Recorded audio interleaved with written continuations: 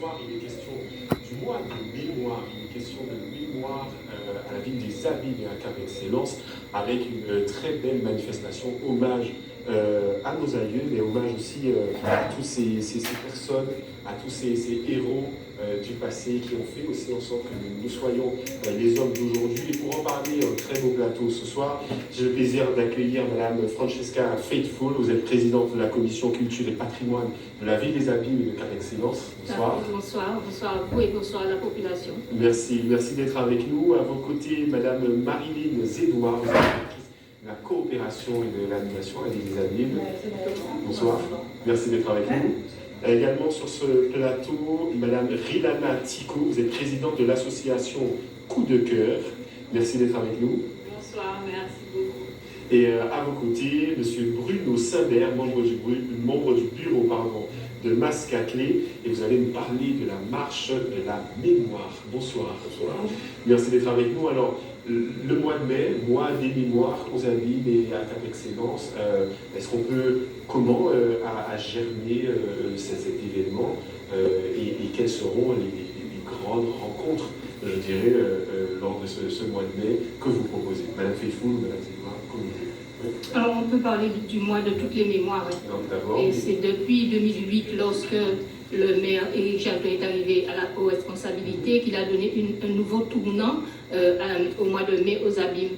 Donc, le mois de mai, c'est le mois où l'on rend hommage aux aïeux, aux héros, et c'est aussi le mois où on intègre la population, toute génération confondue, à la connaissance de notre histoire. Donc, connaissance de notre histoire au sein de mois de mai, effectivement, bien installé aujourd'hui sur notre territoire.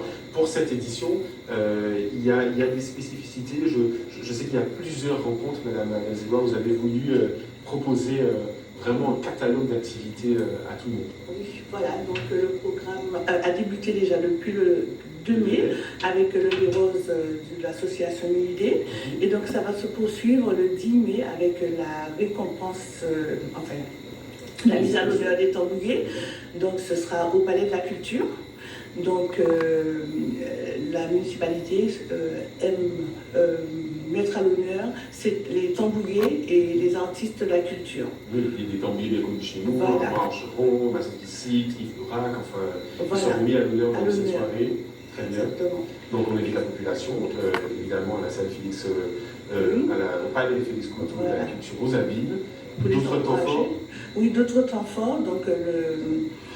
Donc le 17 mai, donc la direction de la culture va organiser le salon des auteurs au complexe sportif Céligny. Donc notre temps fort, c'est le 22 mai avec la journée de transmission scolaire. Donc les scolaires seront invités à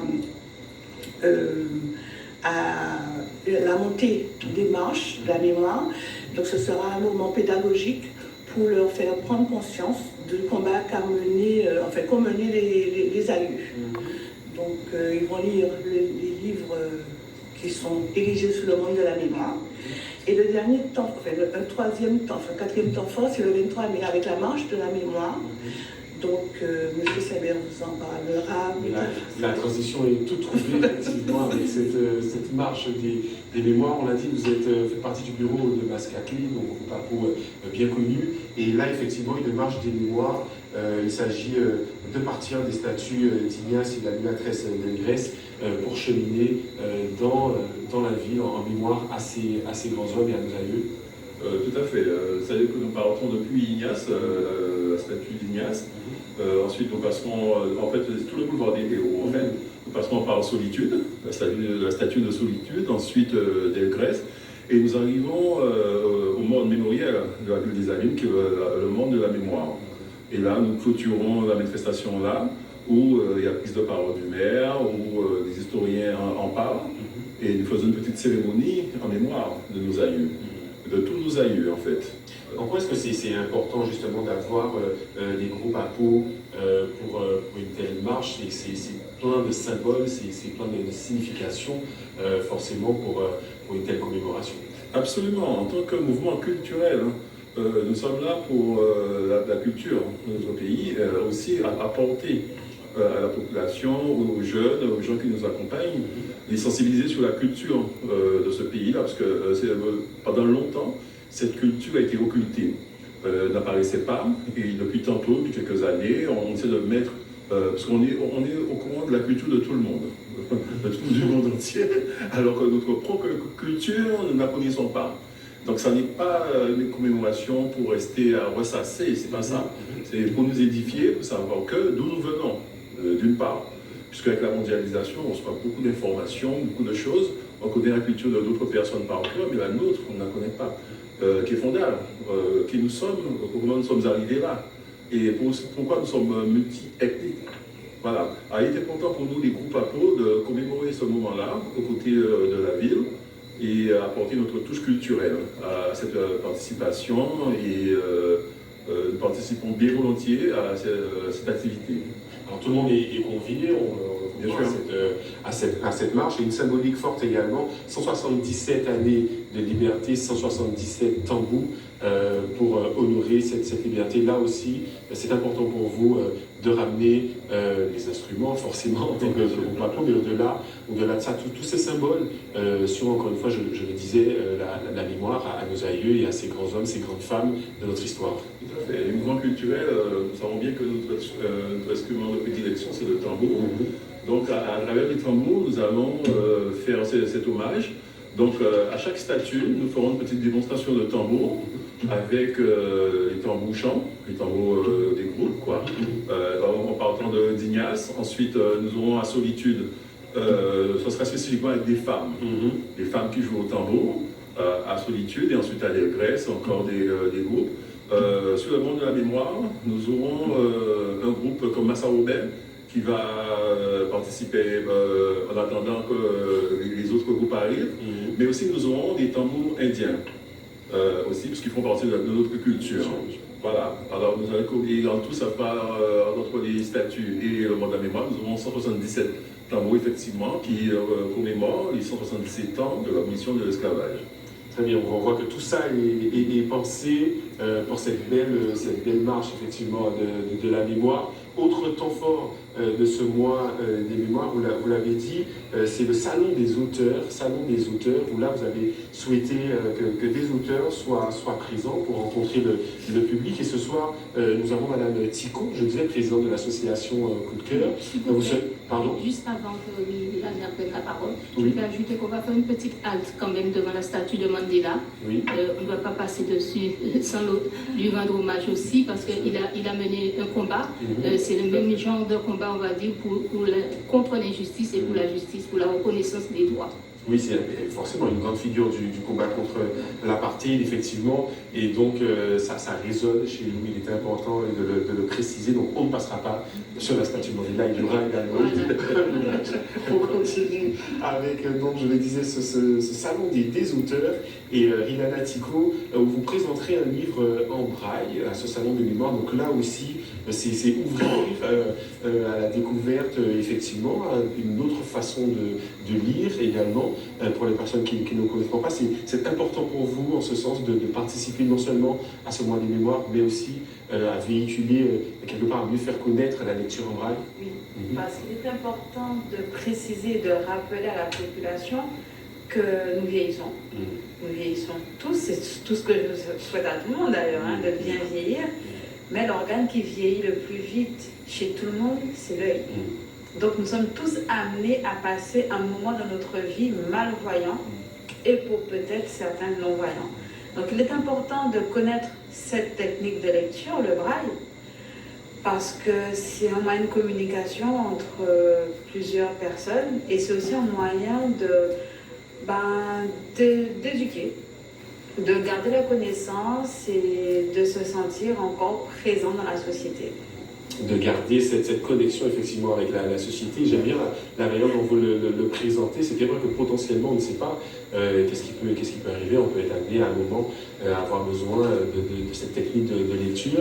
Donc ce sera l'occasion de vous rencontrer là-bas et peut-être de s'initier un peu ou, Oui, puisque je compte venir, d'ailleurs peut-être pas une surprise, mais c'est un petit temps que je voudrais consacrer à tout le public qui sera présent. Je viendrai très certainement avec la méthode de Braille pour initier ceux qui en ont envie à la découverte de cette lecture. C'est magnifique, ce sera une occasion d'avoir ce premier rapport. Le mois des mémoires, pour une autrice comme vous, je suppose que ça signifie beaucoup aussi. On parlait de notre histoire à travers les tambours, à travers la symbolique, mais les traces écrites aussi, dire notre réalité, c'est quelque chose qui est important. C'est ça, c'est tout à fait juste. D'ailleurs, je suis en train de terminer ma biographie, mon autobiographie, que je compte mettre en braille pour qu'il soit accessible à tous. Et je suis aussi en train de faire éditer un livre, un ouvrage avec plusieurs contes pour enfants, avec nos différentes traditions, qui sera aussi en braille. Et j'espère, je fais appel à un illustrateur qui m'entendrait, qui nous écouterait. Mais c'est le petit moment comme ça. Je vais faire lancer votre appel. Pour qu'une fois que ce livre sera terminé, que nous puissions l'illustrer pour les voyants, 10 voyants, et pour que je puisse le mettre en relief pour les enfants non et malvoyants. Écoutez, c'est un très beau projet. J'espère que l'appel a été entendu. En tout cas, si on a pu participer à cela, ce serait vraiment avec plaisir. On le disait, ce mois des mémoires tout au long du mois de mai, avec toutes ces rencontres. On sait qu'Ap Excellence, la ville des Abîmes, est particulièrement aussi impliquée dans cette transmission, dans cette valorisation de notre histoire et de notre patrimoine. Pendant tout ce mois, c'est montrer aussi à la population qu'il est possible, à travers ces différents moments, de se reconnecter, de se redécouvrir et de mieux, comme disait M. Siné, peut-être mieux connaître notre culture. C'est quelque chose qui est important, on le sait peut-être pour votre maire, pour M. Jalton et le président également. Ce mois est important, en tout cas pour vos services, on le comprend. Tout à fait. On est engagé pour la réussite. Et donc, on fait appel à la population, justement, on profite pour faire un appel, pour que la population se joigne au groupe à groupe, de façon à ce qu'on soit soudés à ce moment-là, en pensant à nos aïeux. En pensant à eux, et on voit que à travers ce programme, en tout cas, vous ne faites pas que penser à eux, c'est les redécouvrir, mais c'est aussi quelque part lié au nez, comme on l'a dit, éveilleux quelque part, pour que ce mois soit un mois significatif, pas uniquement peut-être de nostalgie ou de passer sur l'histoire, mais vraiment on sent que vous voulez vraiment créer le lien et rendre un hommage vibrant à ces aïeux et à ces hommes qui nous ont précédés. Il faut dire aussi que nous profitons de cette occasion pour mettre ensemble tout ce que nous avons en termes de culture. Nous sommes, je le dis souvent, nous sommes un peuple neuf, une civilisation qui se met en place. Nous ne sommes pas anciens, nous n'avons pas 3-4 000 ans d'existence. Et donc tout ce que nous avons comme musique, comme littérature, comme peinture, nous devons mettre tout cela ensemble et nous devons mettre tout cela en lumière.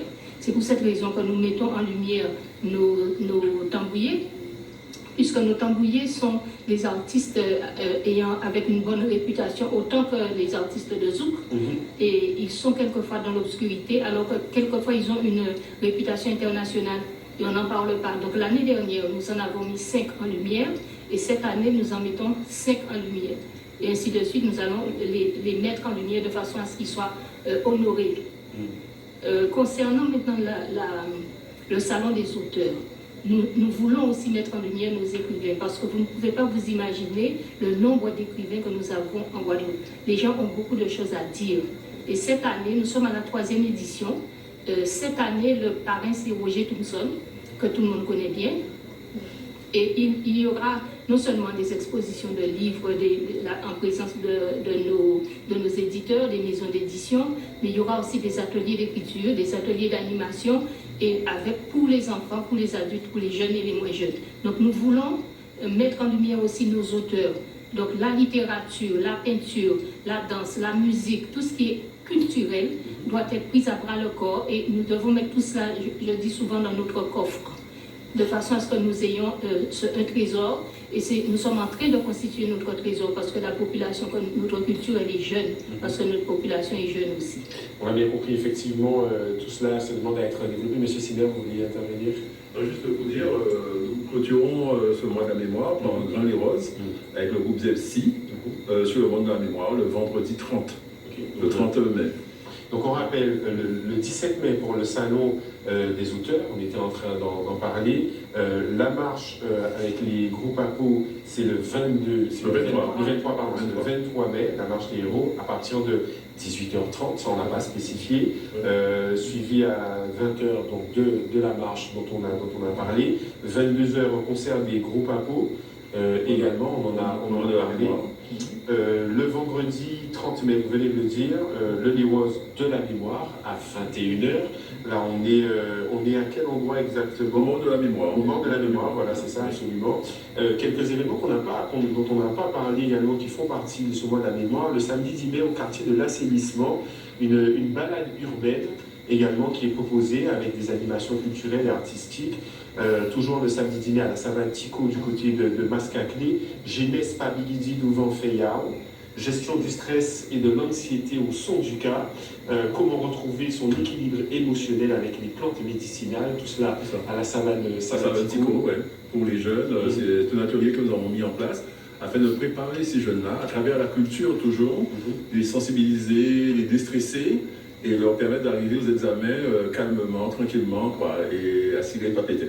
Assurer pas péter dans les meilleures conditions. Voilà, et toujours le dîner à la salle René Elie Chazos anime également à 14h, la journée de la famille avec une initiation et des démonstrations de self-défense également, parce qu'effectivement dans le contexte dans lequel nous sommes, il est toujours important de savoir se protéger. Et donc ça va être également proposé lors de ces rendez-vous pour ce mois de la mémoire, on le rappelle. Salon également des auteurs, on l'a dit, rencontre avec les auteurs. Est-ce que, Madame Tico, d'autres auteurs seront présents également sur ce salon, Madame Feifou? Oui, il y a énormément d'auteurs qui seront présents. Nous demandons aux auteurs qui n'ont pas été retenus de bien vouloir nous excuser. Ils seront retenus au prochain salon. Mais il n'empêche que chaque année, on a toujours un auteur, deux auteurs qu'on arrive à glisser, qui n'étaient pas prévus, mais qui s'amènent quand même, qui vient, qui fait preuve de toupet. Et qui est quand même, on lui trouve toujours... au toupet et à venir s'immiscer dans la manifestation. Non, mais ils sont raisonnables, je pense qu'ils sont raisonnables et responsables. Donc, mais ceux qui viennent ne sont pas rejetés puisque nous faisons appel à eux et nous voulons qu'ils soient reconnus sur le territoire. Donc ils viennent et ils sont accueillis. Maintenant, c'est vrai qu'ils doivent savoir qu'il y a un nombre limité de personnes qu'on peut recevoir. Mais en tout cas, on a entendu que la porte reste quand même ouverte, puisqu'il y a l'idée de valoriser ces auteurs et de rencontrer également l'association Coup de cœur. On en a parlé avec cette belle présentation de la lecture de la méthode Braille également lors de cette journée. Oui, tout à fait. Et d'ailleurs, j'appelle toute la population déficiente visuelle ou qui a un handicap quelconque à vraiment venir à cette manifestation pour découvrir et savoir que la ville des abîmes, vous m'arrêtez si je dis n'importe quoi, mais nous sommes ouverts à la culture, oui, mais aussi à ce que tout le monde soit reconnu en tant que personne. Et l'association Coup de cœur est là pour accompagner les personnes en situation de handicap et leurs aidants.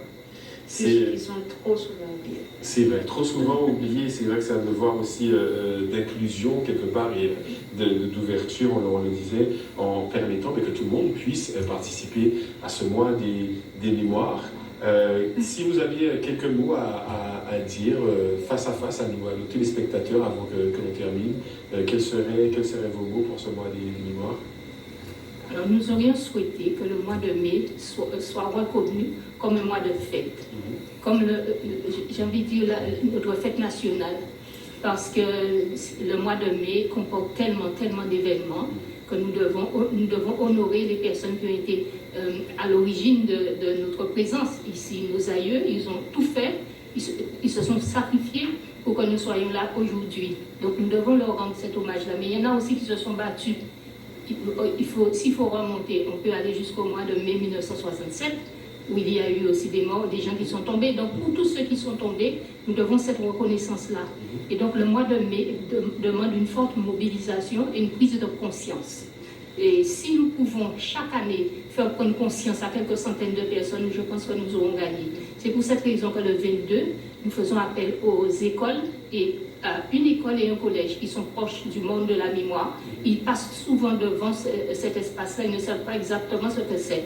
Donc on va les accueillir, ce sera une visite guidée, explicative, avec de la pédagogie, avec leurs enseignants, et nous pensons qu'ils comprendront parce que nous allons nous mettre à leur portée pour leur expliquer ce que c'est. Enfin, je parlais de mai 67, mais beaucoup sont tombés bien avant mai 67, et c'est absolument important parce que c'est constitutif de notre société. Madame Zédouard, même question. Oui, donc comme l'a dit Madame Fedfoul, donc nous souhaitons que ce mois soit un mois de liesse populaire, de façon à ce que les gens, même si certains ont envie d'oublier, mais c'est le passé qui fait le présent, et donc il n'est pas question d'oublier, parce qu'on est ce qu'on est grâce à nos aïeux. Grâce à une même question. Oui, tout à fait. C'est-à-dire que tous les collégiens viennent regarder cette manifestation, viennent participer. Ça sera dans tout le boulevard des Héros, ensuite à Petit Pérou et jusqu'au monde de la mémoire. Nous attendons tout le monde, surtout au monde de la mémoire. Après, nous allons expliquer l'actualité du jour, pourquoi nous sommes là, et avec de la musique, des poèmes, du chant. Nous attendons tout le monde aux abîmes ce jour-là, le 23 mai. Voilà, l'invitation donnée le 23 mai, l'occasion de vivre les gros papos d'une manière différente. Madame Tico, même question.